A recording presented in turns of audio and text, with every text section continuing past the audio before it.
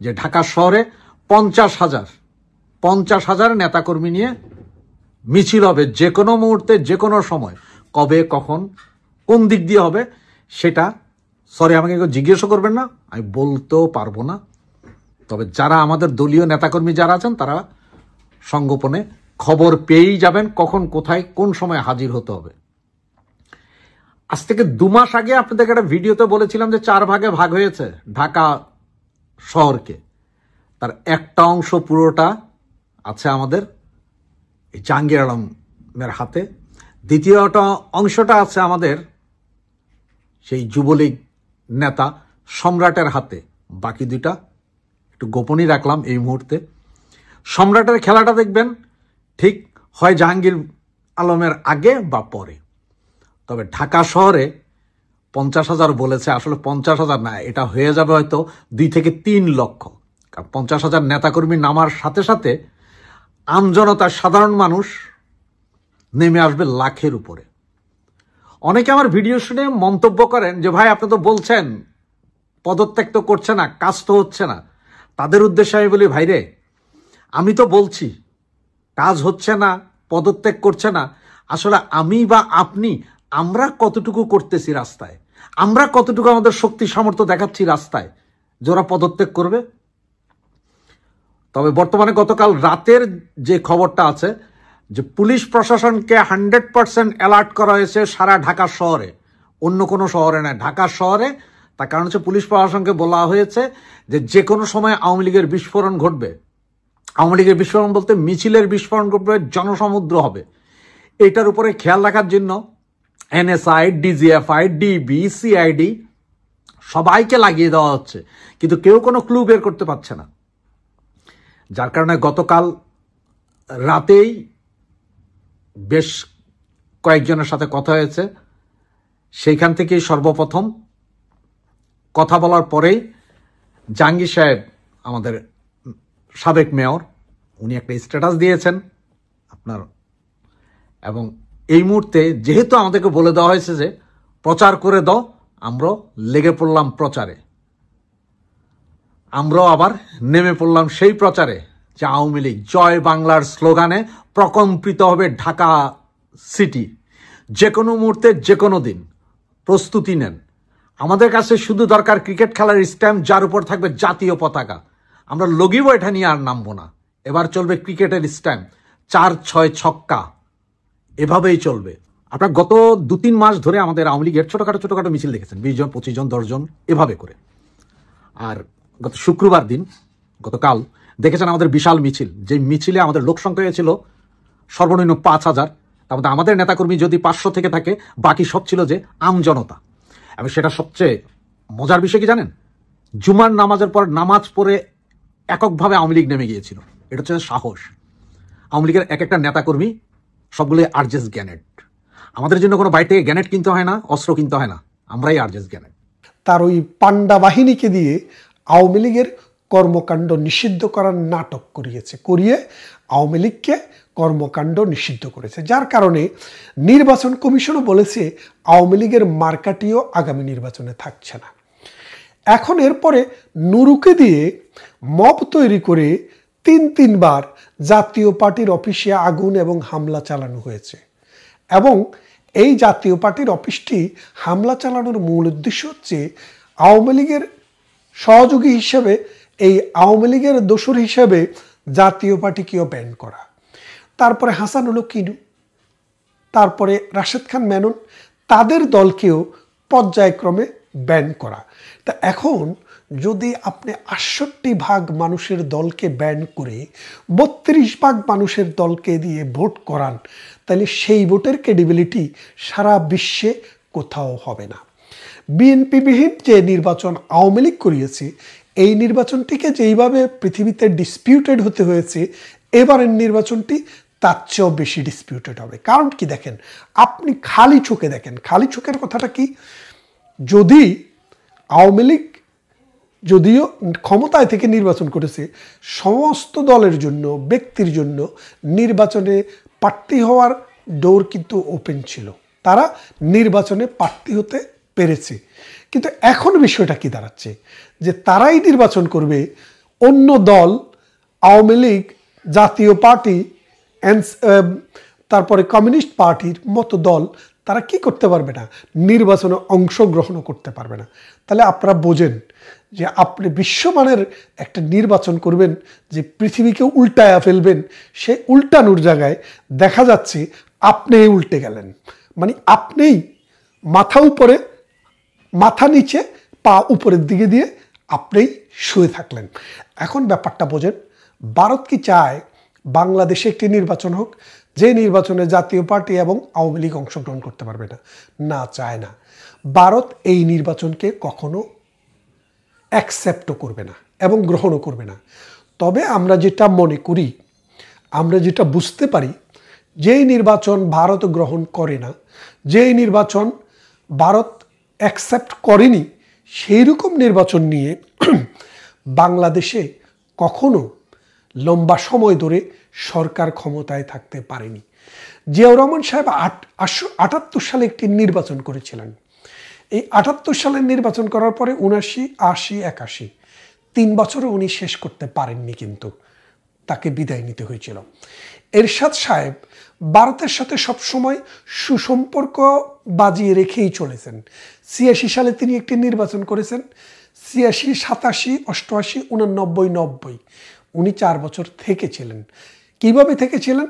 তার সাথে ভারতের একটা সুসম্পর্ক, গভীর সম্পর্ক ছিল, যার কারণে তিনি আর্মি পাওয়ার দিয়া 80 সাল পর্যন্ত, 90 সাল পর্যন্ত ক্ষমতায় ছিলেন। তারপরে তাকেও চলে যেতে হয়েছে। এখন নির্বাচন হবে বাংলাদেশে, ভারতের সম্পর্কটা, ভারতের ইস্যুটা আসছে কেন?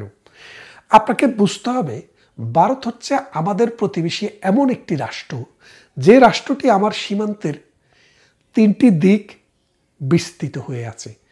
আমার কোথাও যেতে হলে, আকাশে বিমান উড়াতে হলে আমাকে এই ভারতের পারমিশন নিতে হয়।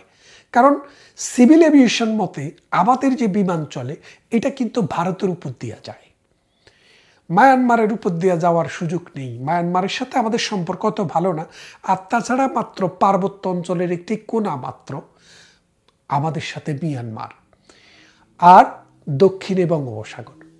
তাহলে আপনি বোঝেন, আপনার যে প্রতিবেশী, যাকে ছাড়া আপনি কোনোভাবেই চলতে পারেন না, তার গুরুত্ব আপনার নির্বাচনে কেন, আপনার জীবনের সকল ক্ষেত্রেই থাকবে। তারপরে আসেন যে আপনার দেশ বাংলাদেশ, আমার দেশ বাংলাদেশ। এই বাংলাদেশটিকে কি দেশ বলে? নদীমাতৃক দেশ। মানে বাংলাদেশ হচ্ছে আমাদের মাতা, আর বাংলাদেশের মাতা হচ্ছে নদী, আর নদীর মাতা হচ্ছে ভারত। কারণ আমাদের যে 54টি নদী, এই 54টি নদী ভারতের সীমানা দিয়ে, ভারত থেকে বাংলাদেশে প্রবেশ করেছে। তাহলে এখন আপনি বোঝেন যে ভারত থেকে আসা এই 54টি নদী যদি বন্ধ হয়ে যায়, অথবা এই 54টি নদী ওভারফ্লো হয়, সেই ক্ষমতা কিন্তু ভারতের হাতে রয়েছে। ভারত যদি সেটি ব্যবহার করে, আপনার এবং আমার এমন কি ক্ষমতা আছে যে আমরা ভারতকে স্টপ করব? আমাদের এরকম কোনো ক্ষমতাই নেই, এবং বিশ্ববাসীর, জাতিসংঘেরও সেই রকম কোনো ক্ষমতা নেই। কেন নেই আপনাকে বলি, যে আন্তর্জাতিক নদী কনভেনশন নামে একটা কনভেনশন রয়েছে। সেই কনভেনশনে যেসব দেশ সিগনেচার করে, সেই সব দেশের মধ্যে যদি নদী বিষয়ক কোনো ডিসপিউট আসে, তাহলে এই সিগনেটরি রাষ্ট্র হলে জাতিসংঘের অধীনে একটি সালিশ দরবার করিয়ে সেটার সমাধান করা যেতে পারে। কিন্তু যদি এই দুইটি দেশের কোনো একটি দেশ আন্তর্জাতিক নদী কনভেনশনের সিগনেটরি রাষ্ট্র না হয়, তাহলে তার বিরুদ্ধে একটি মামলাও রুজু করা যায় না। ভারত এবং চায়না, এই দুইটি রাষ্ট্রের কোনো রাষ্ট্রই আন্তর্জাতিক নদী কনভেনশনের সিগনেটরি রাষ্ট্র না। তাহলে এই নদীমাতৃক বাংলাদেশের, মানে নদী যার মাতা, সেই দেশের এই 54টি নদীর পানির ক্ষমতা ভারতের হাতে রয়েছে। আমাদের দেশে এই ভারত বিরোধিতা কারা করে? এই যে ভারত বিরোধী, আমি ব্যক্তিগত জীবনে কুমিল্লাতে পড়াশোনা করেছি, ঢাকার নটরডেম কলেজে পড়াশোনা করেছি, চট্টগ্রাম বিশ্ববিদ্যালয়ে পড়াশোনা করেছি, লন্ডন ইউনিভার্সিটিতে পড়াশোনা করেছি, ব্রিস্টল ওয়েস্ট ইংল্যান্ড ইউনিভার্সিটিতে পড়াশোনা করেছি ওয়েস্ট লন্ডন ইউনিভার্সিটিতে, গ্লোস্টারশায়ার ইউনিভার্সিটিতে। নানান কারণে, নানান জাতের, নানান মতের, নানান পথের বাঙালির সাথে আমার একটা সুসম্পর্ক ছিল। আমি দেখেছি, আমি হিসাব করে দেখেছি সারা জীবনে মানে কারা ভারত বিরোধিতা করে এবং কেন করে।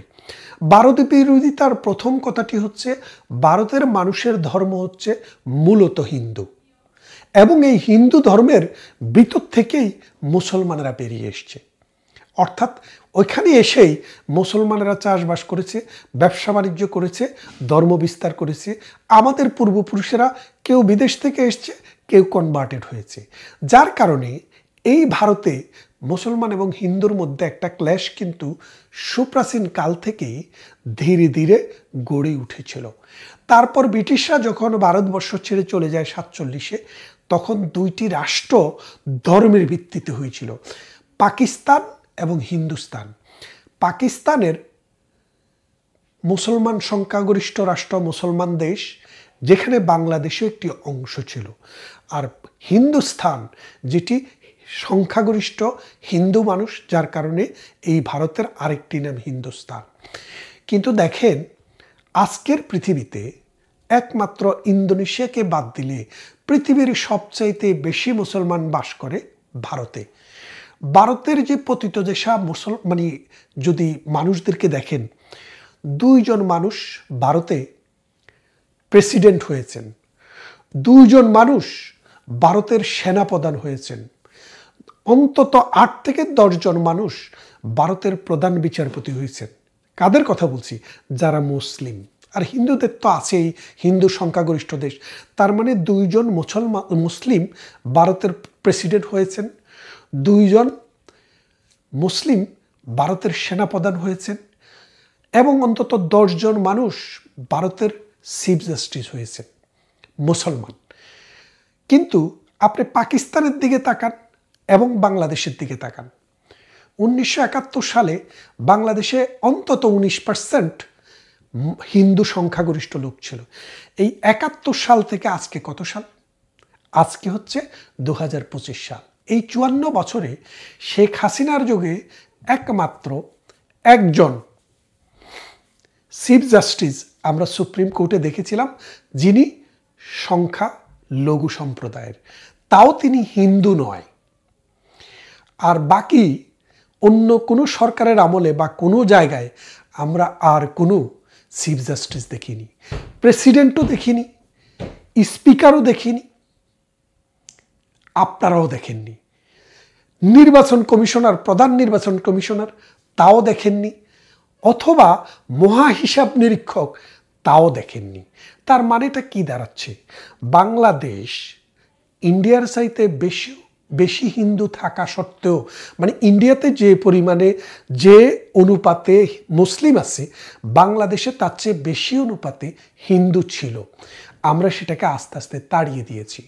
এই বাংলাদেশটাকে আমরা হিন্দুদের জন্য জাহান্নাম বানিয়েছি, যার জন্য পূর্বপুরুষের বাড়ি ছেড়ে, ভিটামাটি ছেড়ে এই হিন্দুরা আস্তে আস্তে ভারতে চলে গেছে। মুসলমান হওয়ার কথা ছিল পৃথিবীর সবচাইতে বেশি শান্তিপ্রিয় এবং ভালো মানুষ, অথচ এই মুসলমানের নির্যাতনে অসংখ্য হিন্দুকে এই বাংলাদেশ ছেড়ে চলে যেতে হয়েছিল। আমি আমার পাশের গ্রামে আমার একজন শিক্ষক ছিলেন, কাজল কান্তি আচার্য। তার পরিবার, তার বাবা মনোরঞ্জন ধর, তিনি সহ তার পরিবারের উপরে কি পরিমাণে নির্যাতন করা হয়েছে, তার বাড়ির আম, কাঁঠাল, লিচু কিভাবে মুসলমান ছেলেরা জোর করে নিয়ে গেছে, তাদের নারীদেরকে কিভাবে হেনস্থা করা হয়েছে। এবং আমার পাশের গ্রামেও একটি শিলপাড়া আছে, সেখানেও আমি দেখেছি। যার কারণে আমি বলি, বাংলাদেশের মানুষ চিন্তা চেতনায় বেশিরভাগ, মানে একটা বিশাল জনগোষ্ঠীর একটা বিশাল অংশ মৌলবাদী চিন্তা চেতনায় ভরপুর। তাদের মধ্যে একটা জিঙ্গুইজম আছে। তারা মনে করে অন্য ধর্মের লোককে পিটাইতে পারলে, মারতে পারলে তারা বেহস্ত পাবে। এইরকম একটা নোংরা চিন্তা চেতনা থেকে, যেটার সাথে ধর্মের কোনো সম্পর্ক নেই, এই মোল্লাতন্ত্র পাকিস্তান যে বীজটা আমাদের দেশে রেখে গেছে, সেই মোল্লাদের কারণে আমাদের মনোজগৎটাকে বিষিয়ে তুলেছে, যার কারণে আমরা ভারতকে শত্রু ভাবছি। অথচ সালমান খান, শাহরুখ খান, আমির খান, শাবানা আজমি, জাভেদ আখতার, বড় বড় আইকন ভারতে মুসলমান ছিলেন, এখনো আছেন। কিন্তু পাকিস্তানে যেয়ে দেখেন, কোনো হিন্দুর কিন্তু সেরকম অবস্থা নেই, ছিল না। পাঞ্জাবি কিন্তু অসংখ্য সংখ্যালঘু সম্প্রদায়ের লোক ছিল, তাদেরকে পিটিয়ে বের করে দেওয়া হয়েছে। একমাত্র পাঞ্জাবেই হিন্দুস্তান আর পাকিস্তান কায়েম করা গেছে, আর বাংলায় কায়েম করা যায় নাই। কারণ বাংলার মানুষ অতটা দঙ্গল ছিল না, তারা কিছুটা সভ্য ছিল কলকাতার সাথে থেকে, তারা ভদ্র ছিল। কিন্তু এই পাকিস্তানের বীজ ধীরে ধীরে এই বাংলাকেও বিষিয়ে তুলেছে, যার কারণে ভারতকে শত্রু রাষ্ট্রের কাতারে নিয়ে তারা দেখে। অথচ এই ভারত 3.3 মিলিয়ন স্কয়ার কিলোমিটার জায়গা নিয়ে, অর্থাৎ 33 লক্ষ বর্গ কিলোমিটার জায়গা নিয়ে একটি দেশ, যে দেশে অসংখ্য ভাষা, যে দেশে শিক্ষা, সংস্কৃতি, সাহিত্য, ইতিহাস এবং আধুনিক বিজ্ঞান চর্চা পৃথিবীকে দেখিয়ে দেওয়ার মতো পর্যায়ে চলে গেছে। আমরা যদি সেই দেশটির সাহায্য, সহযোগিতা, বন্ধুত্ব নিতে পারতাম, উদার হতে পারতাম, তাহলে এই বাংলাদেশটিও উন্নত একটি রাষ্ট্রে পরিণত হতে পারত। কিন্তু আমরা সেটি পারিনি।